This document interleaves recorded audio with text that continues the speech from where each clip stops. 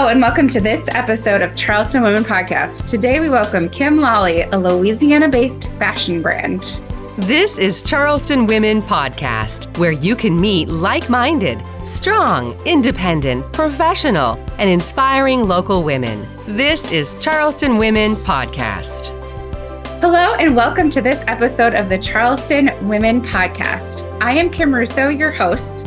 Today, we welcome Kim Lolley, a Louisiana-based fashion brand inspired by her grandmother's love of sewing and timeless Southern style. Welcome, another Kim. Let me hear about your story and how you started this fashion brand. Well, actually, I'd spent a little over 25 years as a registered nurse. I always wanted to be a nurse, loved nursing. And then when I became an empty nester, I've always loved fashion. And my family thought, you ought to pursue something in fashion as a hobby.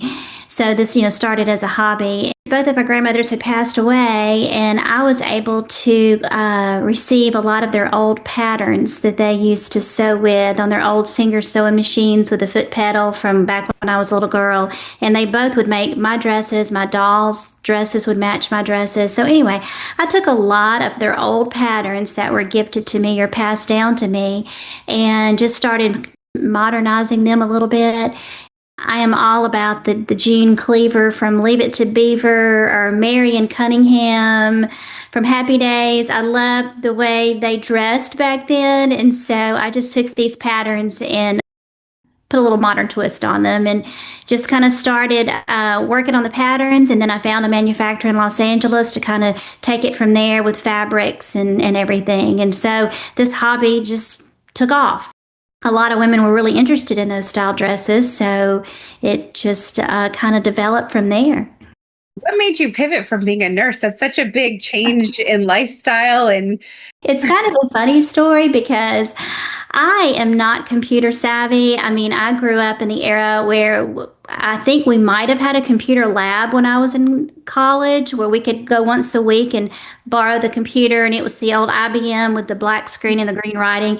And so I'm not computer savvy. So when all of the nursing world, everything was nurses' notes for computerized, everything. And I thought, I was spending more time on the computer and less time, with my patients. And it was just a challenge. And then COVID hit and my daughter, got married, moved on. And so I thought, I've always wanted to do something, maybe with fashion. So let's try this. And I can avoid the computer world. But unbeknownst to me, how has that worked out?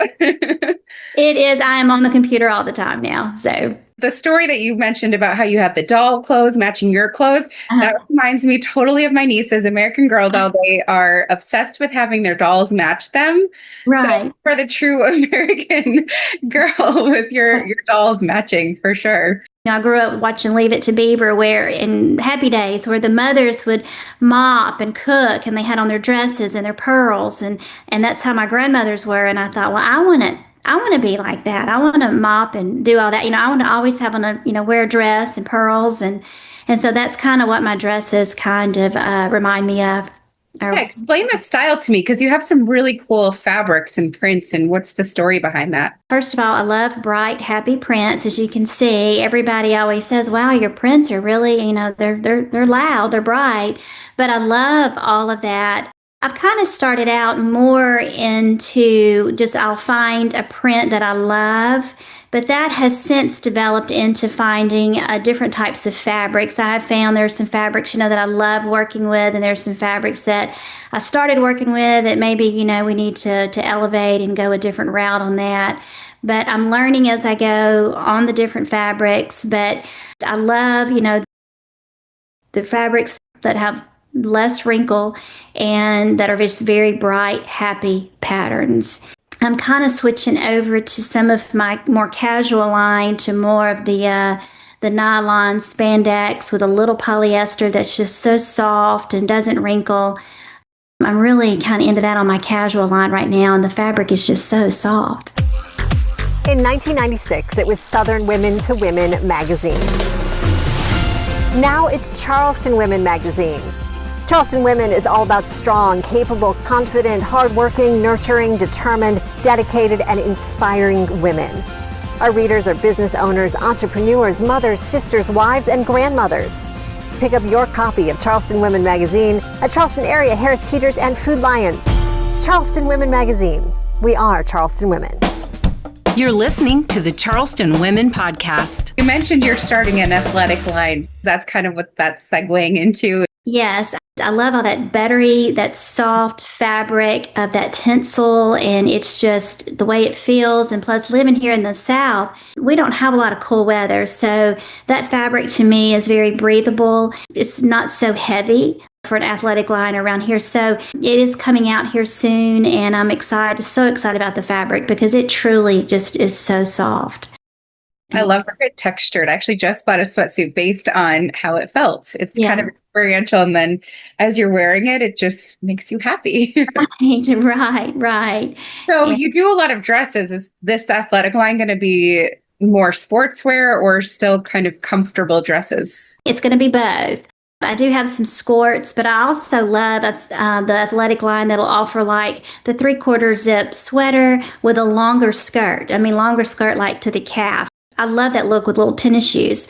And also I have a few samples of my pieces, and I've been traveling a lot, and they're just so nice to travel airport. And it's not going to be a lot of dresses. It's going to be more of sweaters with the skirt and sweaters with the pants. Market mostly for Southern, especially because you're relatively newish after pivoting.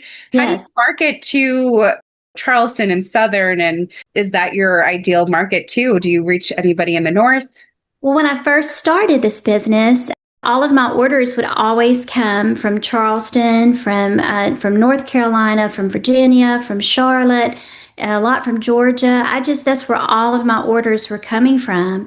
So then I just started traveling that way. And matter of fact, I'm in Charleston next week at the Charleston Hotel for pop-up events, and also another one at Bow and Row on King Street next week. When I ship orders out, I ship a lot to Charleston. They seem to really like the fabric and the prints. And you're in the fall issue right now of Charleston Women Magazine.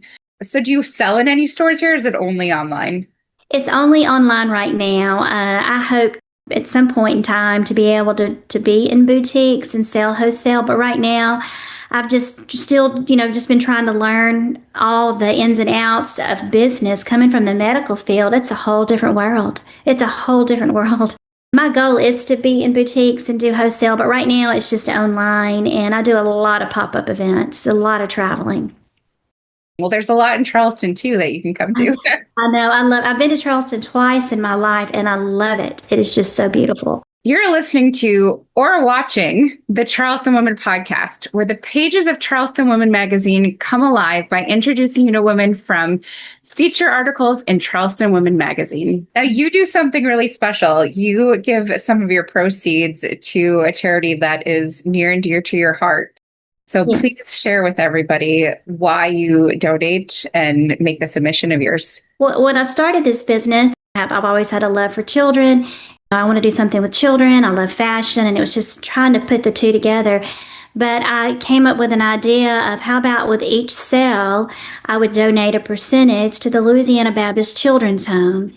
It's very near and dear to my heart here. It's a wonderful organization. I think they just celebrated their 100th year in business. It's a home for children. And now they've just opened up a home for mothers who were expecting and kind of need to get back on their feet and a place to live. And they teach them some life skills so they can get out and find a job. And it offers so many wonderful services to our children and to new moms who just kind of need just a little help. My family and I have always given to that, so I thought I would continue it with this business. And so far, we're still, it's just a wonderful organization and near and dear to me. And I love children, and so it's been a good thing for us to do. Can you share with any Charleston women? You've pivoted such a drastic move. Like, what is any advice that you give to somebody that is doing something completely different and has a passion to do something else? What would you advise them to do if they're feeling like they need to change? I think the first thing that I should have done was probably tried to work with another fashion designer or just sit down and talk with someone that's been in the business for a while and get some tips from them. I would just like get on the computer and read about things and then find someone to kind of, it took more time, it seemed that way. I feel like I went around, around through the back door trying to figure out how to do everything. And I just feel like if you could find someone that has, does something that you want to do and has been doing it for a while and successful at it, you could visit with them and just find all the ins and outs of things like that, because it is a totally different world. I mean, the designing of the dresses is a very small part of this business. I mean, it's so many moving parts that I just don't understand and just learning as I go. But I wish I had started that way, with just sitting down and talking to someone that's done this for a while. What do you see for the future besides your athletic line coming out? What goals do you have for Kim Lolley? Well, I would like to grow. Right now, I'm small batch. Everything I make is only about 20 to 30 pieces of each item. And I would love to one day be able to grow. And that's where I'm hoping I could get into boutiques and get more wholesale. So that is my goal, is to grow. Of course, it is nice being small batch, because there are a lot of women that'll say, well, I just don't like to see myself coming, and seeing themselves in the dress. So the same dress. So that has been nice and has been a big plus. But I would like to grow a little bit and offer more of a particular style. Well, that sounds exciting. And I hope we get to see you soon in some Charleston boutiques. Oh, thank you. What's Kim Lolley's brand really known for? What is your signature for the brand?